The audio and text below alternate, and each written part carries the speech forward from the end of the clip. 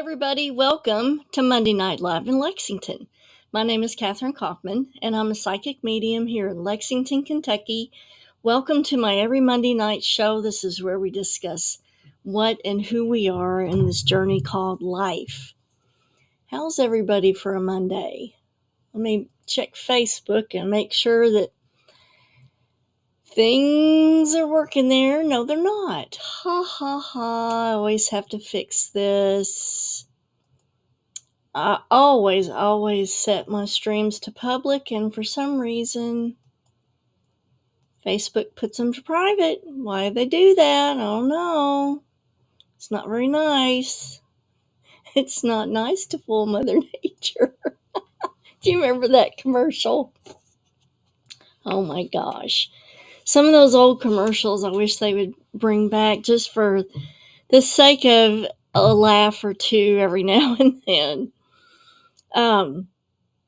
So it's hot here, really hot. And I feel bad for the little lady that comes to mow my yard because it is steamy out there. Garden looks great though. Update on the garden. Got my fingers crossed for tomatoes. So we shall see if that comes to pass. Now, tonight's show is 11 signs you need to pay attention to your spirit guides. So we're just going to jump right in and get started. This may be a little bit of a short show, but I still have not received a call on my iron transfusion, so energy is really, really kind of low right now. And I'm putting off taking clients for a few weeks until we can get this straightened out. And I know it's already been almost close to 3 weeks, but, you know, these things are out of my control. I'm at the mercy of the insurance and the medical field at this point. So, not up to me. Even though I'm the one having the problem, nothing is up to me right now. So, we just have to wait. Let me check for questions and make sure everybody's getting signed on. Hey to Judith Hezig. Hope you're staying cool out there where you're living. Hope you got some shade trees around your new place, and everything's cool, calm, and collected out there. Okay, to Valerie on Instagram. This is a informational show. I don't do readings online. What I do is I take topics that my clients ask on a pretty regular basis, and we do a show about it. So if you're looking for free readings, there's plenty of other psychics online that give away information for free. But this is strictly a free informational show. So if you're interested in 11 signs that you need to pay attention to your spirit guides, keep watching. If you're not interested in that, then keep moving on the feed. Okay, let's look at the first sign you need to pay attention to your spirit guides. And that is finding any kind of feather. Now, I used to think that it was only applicable like if you found it outdoors. But the more research I did on this, I'm finding that if you find a feather indoors or outdoors, then that's significant. So let's say if you've got feather pillows and a feather comes out from one of your feather pillows. That's still very significant. So pay attention to that. Hey to Ina, good to see you tonight. So it doesn't matter if it happens outside or inside. Feathers symbolize, throughout many cultures, spiritual realms. They represent ascension and spiritual evolution to a higher plane. Many religions agree that a white feather is a symbol that angels are present and are healing and hearing your prayers. And that's something that I always thought, like a light gray or a white feather was a specific symbolic thing for angels. In Native American cultures, every group has different meanings for feathers depending on which bird they actually come from and their color. But it's safe to say that they represent honor and the connection to the Creator. So, if you look at it culturally, in most cultures and societies, finding a feather is pretty significant. And it is in our culture as well. It can really represent a lost loved one who is trying to communicate with you. It can represent that your spirit guides are trying to give you a message. It can represent that maybe angelic help is on the way, or that uh, angels are open to assisting you. So don't discount any kind of feathers that you may find inside as well as outside. Let me refresh this feed on Facebook and make sure that it's working okay.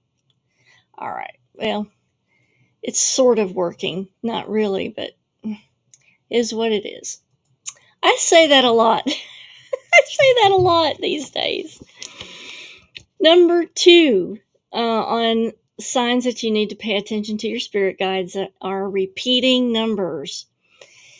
And the examples of this could be 111 or 444.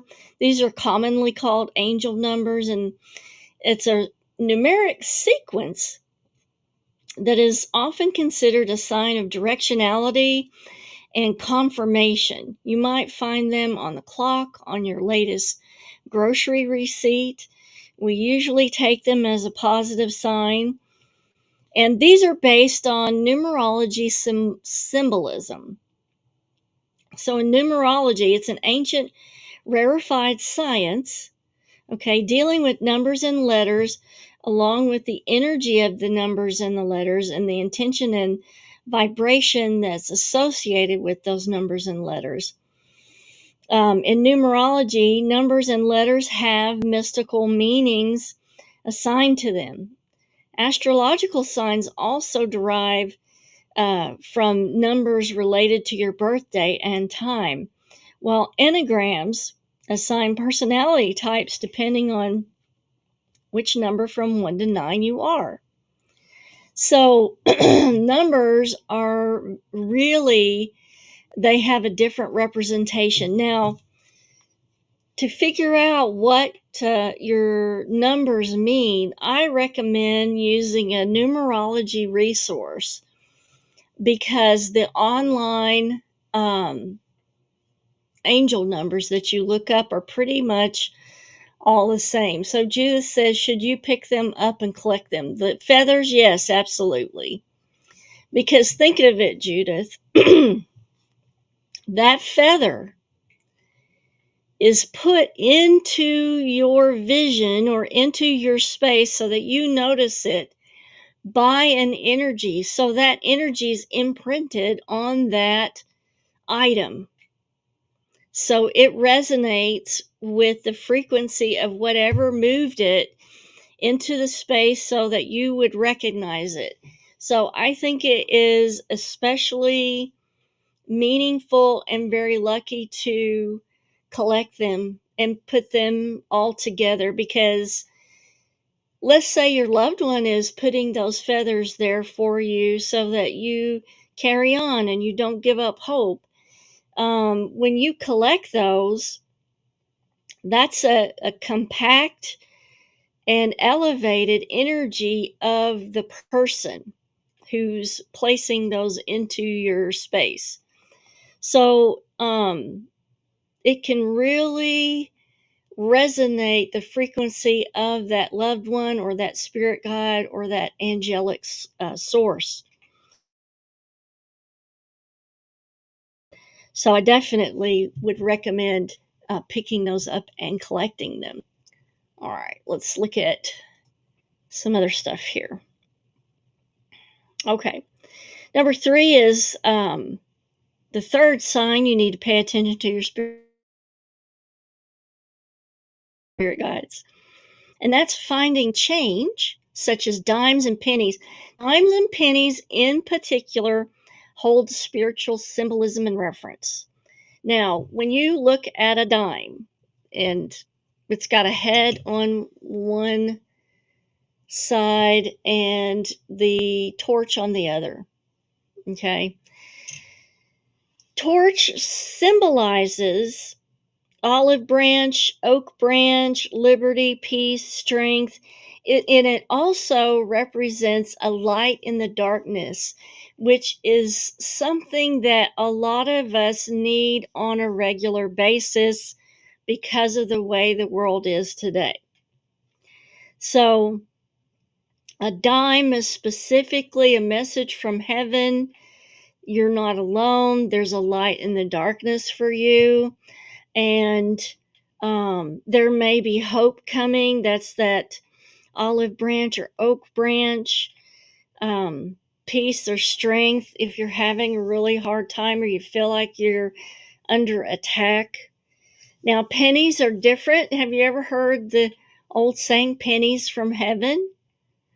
So, pennies were a big symbolic thing in the past for people to receive as a message from their spirit guides and especially their loved ones, pennies from heaven, because your loved ones are in heaven and we're having to be here. So now,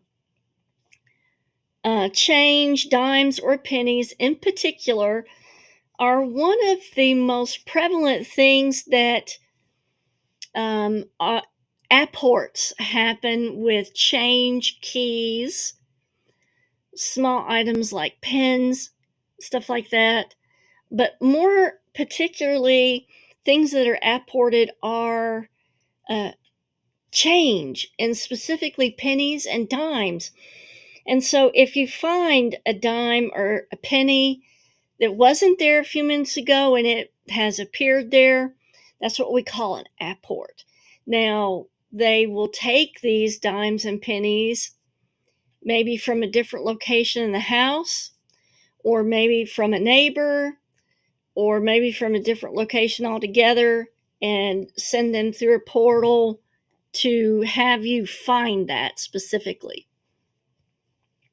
So Ina says, I found two pennies side by side Saturday, one heads up and one tails up. Any special meaning to that? Okay, gosh, I hope you save those pennies. Because I'll tell you why. We need to look. There are other things on the coins that you need to look at. There might be dates on the coin that are specifically significant to maybe some lost loved ones. So be sure you look at the dates. Also, one heads up and one tails up means to me that something is trying to be balanced. Something is trying to come back into balance or to equalize. So Ina says she did save them. Definitely look at the dates on those and see if they correspond to anybody that you've lost, like as a birthday year or, anniversary year, or just anything that might click a meaning in your mind about that. So Peggy says she's getting dimes. So that's that light in the darkness, the help that's on the way, peace. And it's also somebody from the other side who's trying to lend strength to you. And then Ina says, same day that I guess she found the pennies, I had a pair of cardinals on our deck. So look at,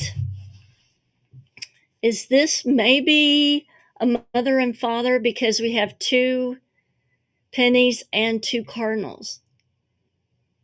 So that's why I'm asking you, could this be a mother and father energy coming through?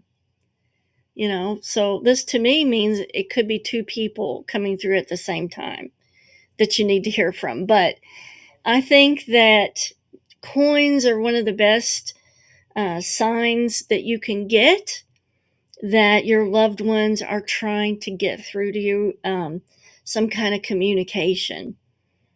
Now, coins in general can represent fortune, wealth, luck, and in many cultures, coins are included in wedding ceremonies to mark the occasion. So, but if you find a coin, definitely look at the date on that.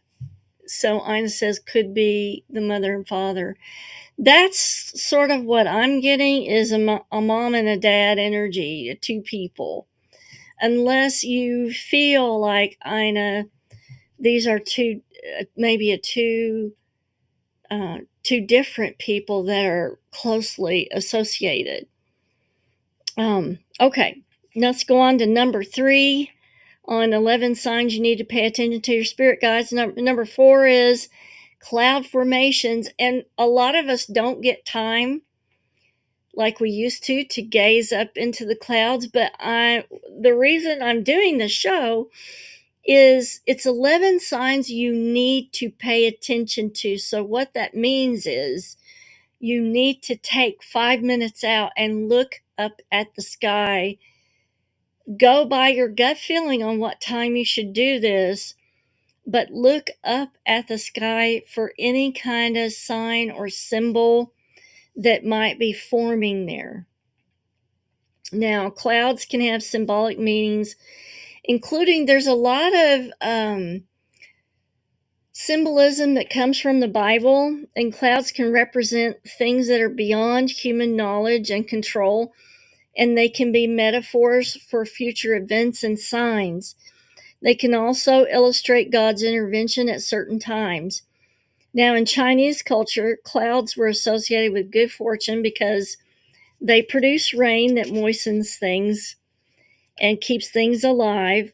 And the Chinese word for cloud, yun, is also a homonym for the word yun, which means good fortune. So a lot of societies had good thoughts about cloud formations. The shapes and forms of clouds can be seen as a reflection of one's subconscious. And this is how the messages get transferred from your loved ones, your spirit guides, or your angels to you is through the subconscious. And your subconscious can project those signs and symbols onto the clouds for you to comprehend. For example, some say that a cloud shaped like a baby can represent a new phase or fresh start in life, while a cloud shaped like a ballerina can mean that more fun is coming.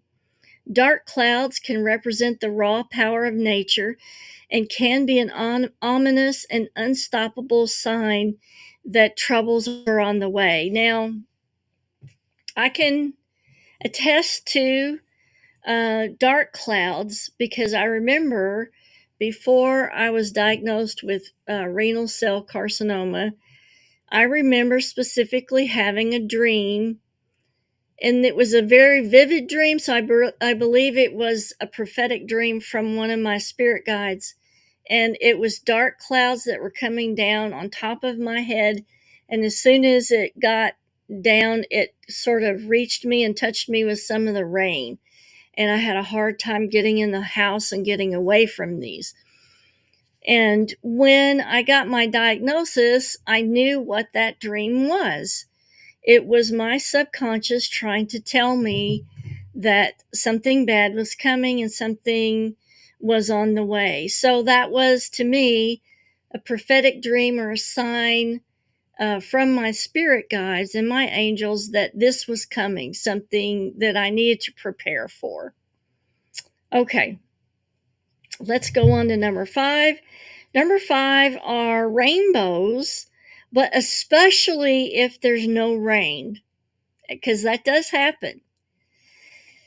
So this may represent a bridge or an archer's bow in Judaism, and in Christianity, the rainbow is associated with God's protection. And it is described in the book of Genesis as a sign of the covenant between God and man. Okay, that's pretty special. So, even in the Bible, the rainbow is highly symbolic. Rainbows are universal signs of hope, love, happiness, and acceptance. When you see a rainbow, it might be a message of hope from a deceased loved one or a guardian angel. Noticing a rainbow could signify that you're on a spiritual journey. The colorful arc is a good omen representing a new, hopeful beginning. So, if you are seeing a rainbow, especially if it has not rained, that's like double the dose of good luck. So, let's hope you see one soon. I'd like to see one soon. All right, number 6 are flashes of light, especially if you cannot find an etiology. And they can be, in your peripheral vision, maybe down the hallway, maybe past the window. What you need to do is look for associated signs next to where you notice the flashes of light. For example, if there's a flash of light next to a picture of a deceased loved one, or maybe next to a cross or a Bible, that's a specific message from either that loved one or a spirit guide or an angel. So be cognizant of things that are around or in where you're noticing this flash of light. Okay. And do look for an etiology. Just don't accept that this is paranormal. Make sure it's not car lights or, a light from a neighbor.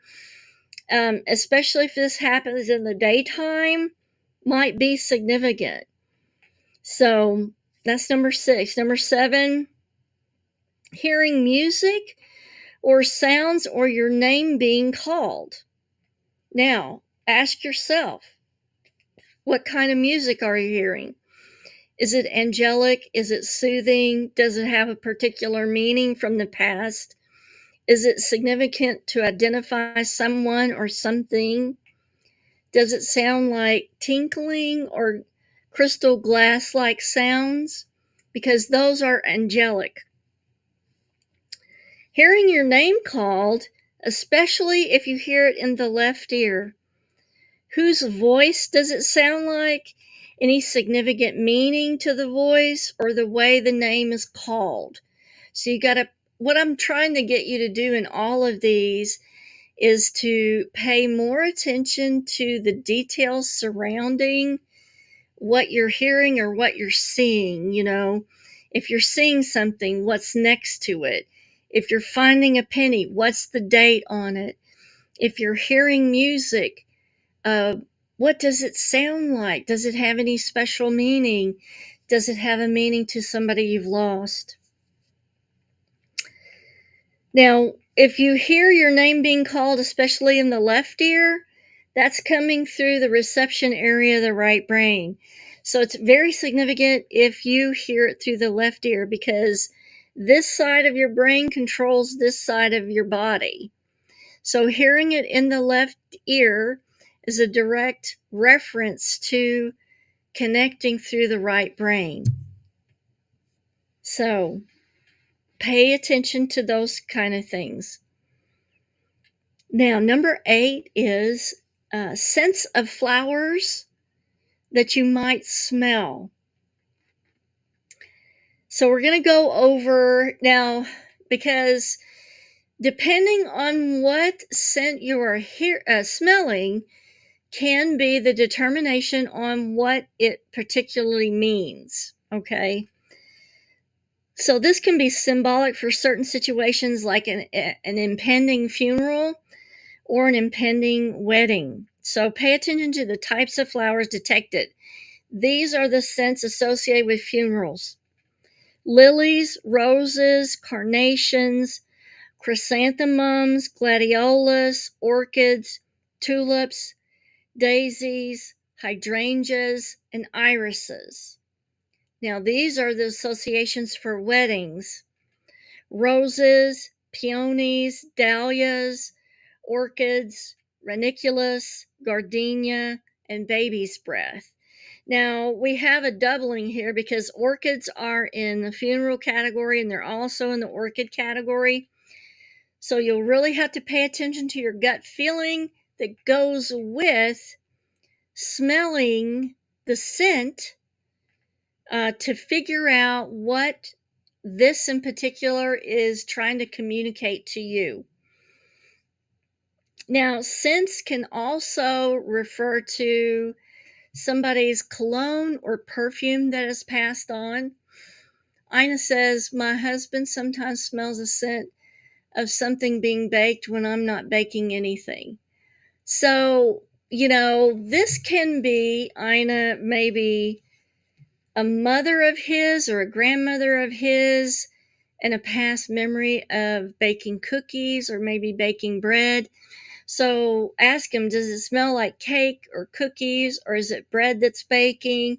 And who is it from his past that did that for him? Where's the memory located for that? So scents can go to cooking, definitely perfumes, colognes that represent cigarette smoke that represents someone, pipe smoke that represents someone. My dad smoked pipe, but he also smoked cigars. So you'll just have to look at what is it in particular you're smelling, and especially if you're smelling the scent of flowers, then we got to go a step further to see, is this a precognitive warning about a wedding or a funeral, and what flower exactly are you smelling there? Number 9, are animals or insect behaviors that are odd. Now, this usually happens with small animals or insects, birds. I have seen it happen to a larger animal, but it is less likely and less reported for larger animals. So what we're looking at is small animals like dogs, cats, birds, squirrels, chipmunks, insects like butterflies, beetles, things like that. So Kelly says, my mom used to smell flowers, and every time a few days later, someone died. Yes, I have a couple of clients who it's a part of clairsentience. It's under that umbrella of clairsentience, which is clear sensing. And funeral flowers are in specific what these people will smell before an impending death happens in the family. And one of them specifically will smell like the funeral flowers, how they put the eucalyptus down in the flowers, and they will smell the eucalyptus.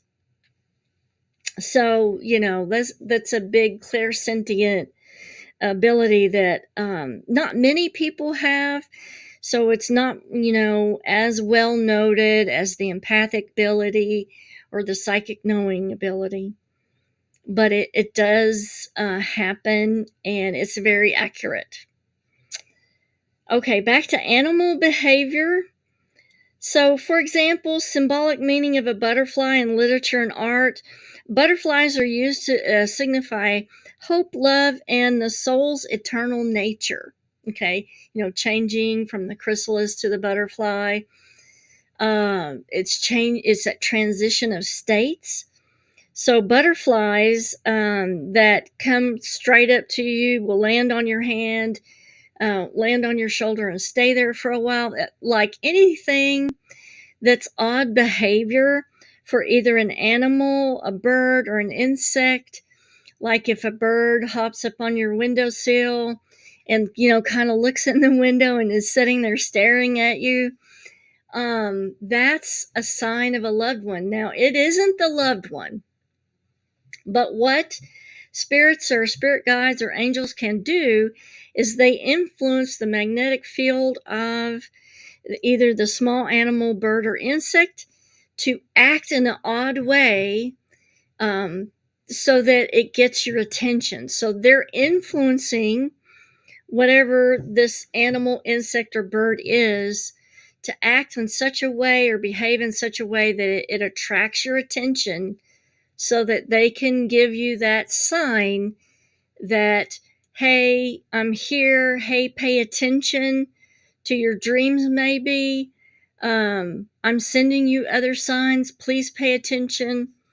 So, when you have a small animal, bird, or insect that acts like that, definitely go with your gut feeling on who's behind it. Now, number 10 is significant. Unusual dreams or visions. I urge everybody watching tonight to embrace dream recall to unlock the communications that are waiting there for you.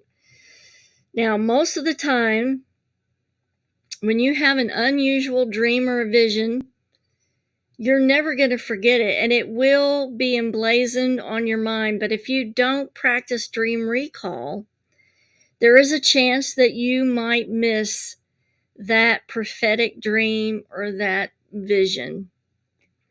So doing dream recall can really unlock a large amount of communications that your spirit guides are sending you, specifically through your dreams. I would say that's probably the easiest way that they have to communicate with you, is through your dream, especially in theta wave of your dream state. So, maybe using some binaural beats or brain entrainment techniques for theta wave before you go to bed might increase the chances of a prophetic dream and capturing that recall. Now, number 11, our last one, is if you get intense gut feelings that can represent warnings. Please, please, please always pay attention to your gut instinct or your gut feeling. How many times have you heard a person say, if I had just paid attention to my gut feeling, none of this would have happened? Your gut feelings are there for a reason. They're there to help you. They're there to save you from something. They're there to warn you about things. But because it's a feeling, we're taught to dismiss that it's just a feeling. But those feelings are based on subconscious information, and the subconscious is analyzing real data from the environment. So it's not just a feeling. It's based on real information.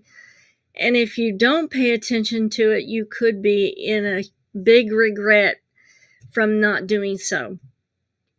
Same thing goes for positive stuff. You could get a real strong gut feeling that you need to do something, and then you may regret in the future not taking action on it. So always, always, always pay attention to your gut feeling. Start to work with things. Don't just dismiss a gut feeling, but start to work with it and see how making decisions based on this works out. Now, next week, we're going to take a look at how do you tell if a spirit is benevolent or malevolent. Now, that may be a long show. So if you're interested in anything like that, tune in next Monday night. If you know of anybody who needs to hear this broadcast, please share the broadcast with them. Share it on your social media. Go to my YouTube channel and please subscribe and like the video on my YouTube channel. It's just Kathryn Kauffman, Psychic Medium on YouTube. I do appreciate you tuning in and showing up. It's always good to see you guys on a Monday night. I hope your week goes well.